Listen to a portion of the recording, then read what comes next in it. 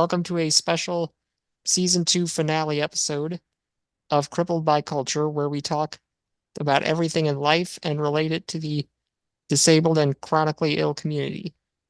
My name is Sean Gold, and I am an author, advocate, and nonverbal public speaker for the disabled community. To give a quick visual description for accessibility, I am a black man with a white tracheotomy breathing tube in my neck. I'm wearing a green army camo shirt. The person off camera is who you hear speaking for me. This video is a Zoom call with me and the person talking for me off camera and my guest in the other box next to it. Today, I would like to thank Josh Rettig for being my voice in this episode. In this episode, we are talking about the interactions of disability and being a vocalist. Before we get any further into the interview, I want to give a shout out to our partnering nonprofit festival for the series, Festability. As the media director, I help organize a wonderful event in St. Louis at the Missouri History Museum. We have so many activities and vendors set up all over with an amazing headliner for our main stage each year. It is the best event in St. Louis to celebrate your disability unapologetically while celebrating the Americans with Disabilities Act. Make sure you come out if you're nearby. Check out the link in the description to learn more. Thank you Festability for sponsoring the series. Now, back to the show. Now let's get to today's guest. With a sound that has been coined as Gangster Musical Theatre by Qveen Herby, Durand Bernarr, and is one part Little Richard, one part Rick James, plus a heavy dash of powerhouse vocals and witty lyrical storytelling. The result is uniquely Durand, your favorite singer's favorite singer. In 2020, Durand made huge waves with his self-titled album, DUR, which debuted at the #1 spot on Apple Music R&B charts, featuring collaborations with the likes of Ari Lennox, KAYTRANADA, Anna Wise, and bassist Buddah Foster Jr. DUR is as playful, witty, and sonically imaginative as it is packed with infectious hooks and just plain good singing. Durand, thanks for being here today. I'm very excited to have you, and it's an honor. How are you doing?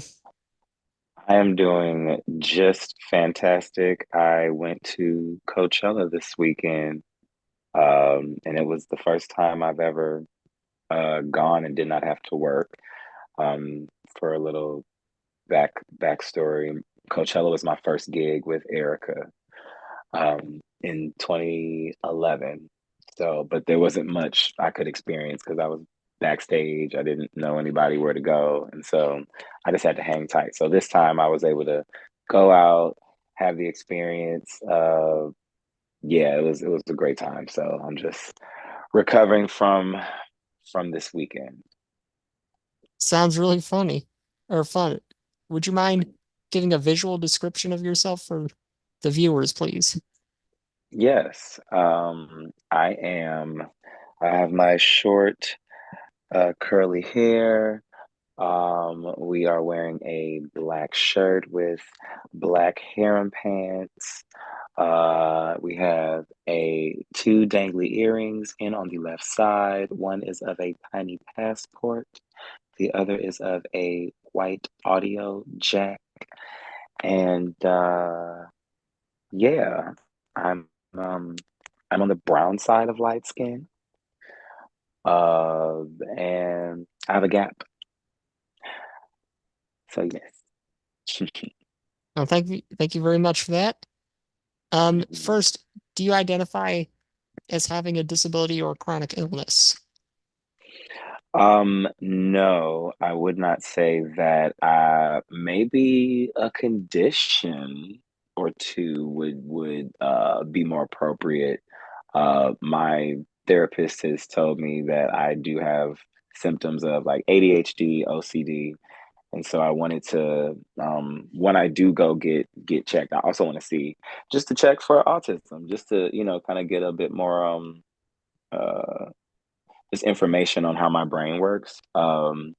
So yeah, I have not been properly diagnosed, but I do have the symptoms for a few things. Would you say that you're involved or connected with the disabled community in your personal or professional life? So as far as physical disabilities, we have a couple homies, but the main homies that I know is more brain stuff. So we have like a friend who is schizophrenic.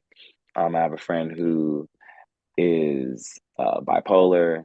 I also have one who is autistic and he has Tourette's and he's schizophrenic all at the same time. But he's really smart. Like almost like a scientist, if anything. So, just being able to um, uh, be in community with people that their brains are wired differently, it gives you more insight on that on that world. So, What do you think your personal definition of disability is, and do you think like those friends you listed like would count as that or something else? um, I guess a disability would be something that hinders you from being, I guess, what would be uh what is the term? Uh, picture of health or something to that degree, where you're able to, move certain things, or just have certain abilities of your limbs. But also there's, like I said, there's chemical stuff within the brain. I mean, I don't think they don't treat it anything that's different. I think we're just kind of we show up as we are. Um, it's nothing that has ever hindered them from living their lives and, doing the things that they want to do. So it's not really I guess a thing that's at the forefront, something that's kind of secondary or third or fourth. Do you think you've learned anything that stays with you day to day from the disabled community or from any disabled person you've met?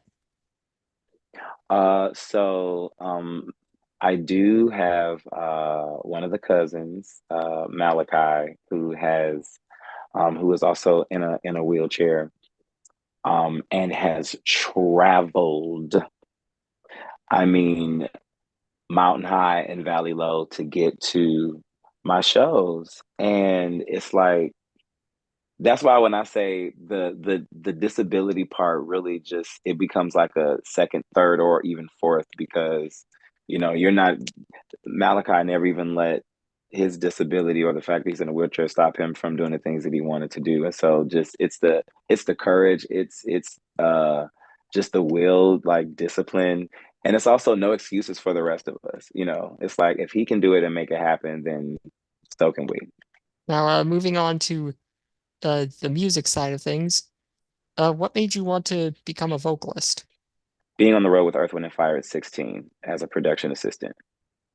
Like I've always sang, music has always been in the household from, musical parents that are also musicians. Uh, but it wasn't until I was able to be in that environment on the road where uh, I got a chance to see how things came together, from the wardrobe, the musicians, the production team, the lighting, the riggers. Being a production assistant, I was, bussing uh, the the the buses at the end of the night, or taking people's orders, or setting things up, working in merch. So I got a chance to be a part of the hive before I even got on stage. And at the end of that tour, my dad asked, "Is this something that you would like to do?" And I said yes. I do not know why I said that, but I said yes. Uh, do you think music was a way to cope with things when you were growing up? Yes, absolutely.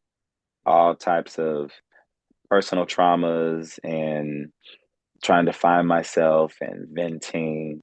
Yeah, all that stuff. Music, writing, poetry, um, even dancing, that became a healthy vehicle to release. What do you think are some of your musical influences and how do they help in your career? Rick James, Little Richard, Erykah Badu, Nate Dogg, Luther Vandross, Whitney Houston, Mariah Carey, Shaka Khan, Freddie Mercury, Lenny Kravitz, Madonna, Alanis Morissette, um, Prince. I mean, Bugs Bunny, Jim Carrey,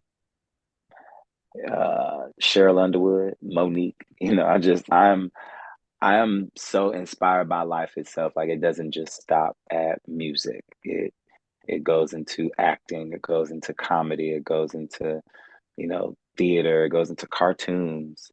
You know, uh, Beetlejuice.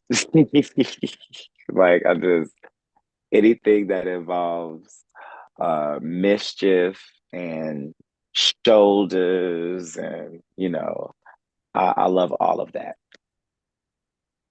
What do you think's the first song you remember singing or learning to sing? Ooh. Hmm. Well, I do recall being in Sunday school once. I was about 6 or 7, and the teachers had us sitting around this table, and I guess once we got seated, they were preparing our lesson, and I just started singing, I was your lover and your secretary, working every day of the week. And for some reason, that wasn't appropriate for Sunday school. I had a song on my heart, and yeah, they were not pleased. That's Mary J. Blige. Not gonna cry, by the way. Yeah. Do you recall the first time you used music to express yourself or your queerness as an outlet?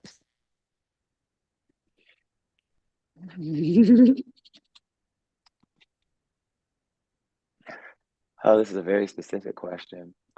Well, I guess before I knew what queer was, um, I remember I wrote my very first song ever when I was 10, and it was about Leonardo DiCaprio. Yeah, I blame my mother for that. She took me to go see Titanic. And I was more so just interested in seeing the ship go down. Like I was ready for the action. Okay, I was not prepared to fall in love with no white man. Okay, and so here we are, at 10 years old, writing songs about Leonardo DiCaprio. And no, I will not play the song. Don't worry, we Yeah. won't make you. Oh, we won't make you, but are you sure? Like why not? Like, It's on a cassette tape. I need to I have a device that will let me um take cassette tapes and turn them into MP3s. I just have to figure out how to do it because the cassette ain't MP3 in. So, but yes, I have that old cassette tape, and it's me at 10 years old singing on it. Oh God. maybe another time, man. Yes. Teddy Riley over here. Right, uh, have you ever been asked to provide certain accommodations for your concerts or meet and greets? And if so, like how'd you go about that? Um, so usually at my when I do my gigs, my personal shows, I can't I don't know how that works for festivals, but for like my own personal shows, I do meet and greets. Um, and it's always been really smooth. You know, at first I was doing them before the shows, like during sound check, and then I had to switch that around because I trust my band to have everything leveled, so I be getting rest during sound check, unless it's like the first like couple shows. All right. What would you tell a person who may be a wheelchair user that wants to be a singer? Because a lot of techniques like require standing up or whatever. So it, like, what would you say in that case? Um, I would I would say that it's about posture, because I'm able to do certain things while sitting down, but it's all about how I'm positioning my shoulders, how I'm making sure that there's room for my diaphragm. So, um, I don't doubt that somebody could blow while sitting down. Like that's not, yeah, it's just all So, about your posture. so it's more about the upper body, really. Mm-hmm. Mm-hmm. Yeah, from your pretty much from your tummy, like this. Yeah. So, tell me about your new EP. I hear you've been working on it this year. Yeah. Um, well, I do have a title. I haven't released the title yet, but it is a theme project. Um, it is a very what's the word? The elements are all over the place. We're giving blues, neo soul. We're giving like upbeat funk. We're giving a little bit of like Spanish funk. We got some rock in there. We have our regular vibey stuff. You know, just we got some like outcast type shit that's mixed with a little country. Actually, like it's. I mean, we but somehow still cohesive all at the same time. And uh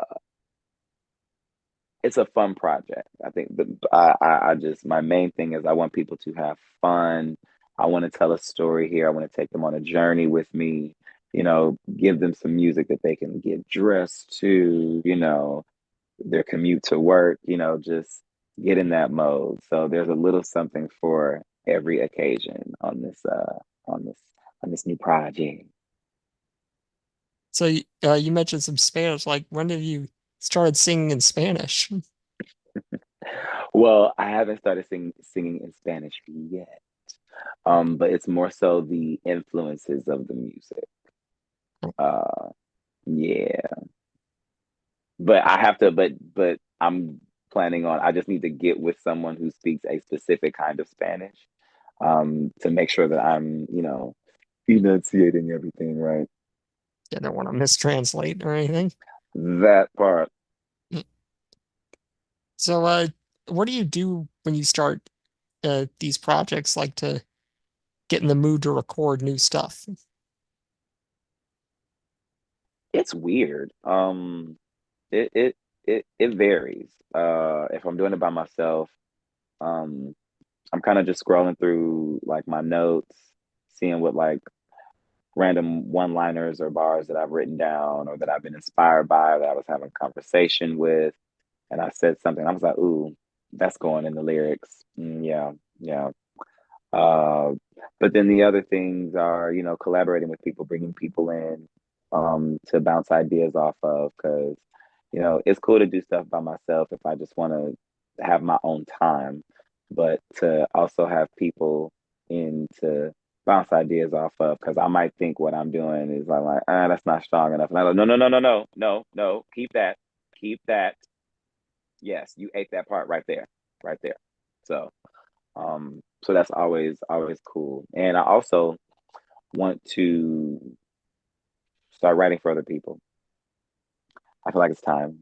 It's been time, but I think now I feel like I'm extra ready to start producing, vocal producing, writing for other people. So, what do you think sets this project apart from previous ones? So with this one, this is my first EP in like almost 10 years. Uh, and then I guess what would set this apart is I've worked each project, I get a chance to work with somebody that I have not worked with previously. So I think that's what always sets each project apart is I'm able to get with different people to bring out different sounds, um, and uh, and see how we can tell these stories. So I've gotten a chance to work with Lewis York, who is Claude Kelly and Chuck Harmony. I got my guys Buddah and Sam back in again. They produced some stuff, and usually they would be playing on it, but this time they actually produced it together. So that was dope. Another guy named Mars Today. He has a song called "Cool It." That was the first time I heard his stuff. Really funky, like vibey stuff. So he did some, and of course we brought back Butterfly Wolf, who did Mango Butter and Intermission off of Wanderlust. And so he came back in and blessed us. I know the one that he did, everybody going that's gonna be everybody's shit. I just know it. I mean every song is good. Like every song is great. It's just it's gonna be hard to pick a favorite. And now it changes, from time to time. But yeah, just the whole body where it's a story you'll be able to follow along. It's fun. There's something for everybody. Uh, yeah, I'm excited for everyone to hear this growth, this elevation, this enhancement of just where my brain is. Is there any artist that you'd want to write for in the future? Okay, let me run it. Let me write something for Solange. Let me write something for Riri. Um, uh, let me write something for Cleo Soul. Um, oh my God. Oh, I like to write for Sid. Um, Ro James. I can give Ro some. Uh, who else? I mean, just the Kelly Rowland. She's working on some, on her new stuff. So I put my bid in over there. Just let me know. Okay. Um, honestly, I'm open to working with whoever is ready. Honestly, that's just my thing. Like whoever is, ready to just go on an adventure. Let me take you on an adventure. Take me on an adventure. Let's pour our ideas together, see what comes out. And it doesn't matter if you have 300,000 followers, 300 followers. If you come ready, that's that's half the battle. Being ready and providing something with something that inspires me to sing and jump on it. Like that's half the battle. When it comes to singing or songwriting, do you like prefer one or over the other? Uh, Writing takes a little effort. Singing comes naturally. Yeah, I Yeah, can see that. yeah. Um, and there can be certain areas that flow better than others, but singing because that I don't have to think about that. There's no effort whatsoever when it comes to singing, um, unless I'm absolutely tired or or I'm trying to like sing and I'm crying at the same time because that is tough. Unless it's like that. Other than that, under the circumstances, yeah, no, writing definitely takes more effort. Do you have anything coming up in 2024 or 25 that to look forward to? Yes, uh, I'm doing Bonnaroo in June. Badu has some gigs in London and Bali. I've never been to Bali before, so I'm excited about Bali. I'm also playing the We Out Here Fest in August. I have a few other gigs too in I think Vermont and Kansas City. Some festivals going on. And also have some other music dropping, some side projects outside of my own. Some um, duo groups who at first I was just asking, what are they working on? Let me just hop on a song as a feature. And then they just kept sending songs. And so it turned into a joint project. So I have a couple joint projects, just cross promotion, intersectioning fan bases, and just combining different heads. I think it's going to be I'm really excited about the one that I'm doing with a group named Charlie Vatuno. They're out of LA. They do like 90s house inspired stuff. Very, it feels retro, it feels familiar, but also fresh at the same time.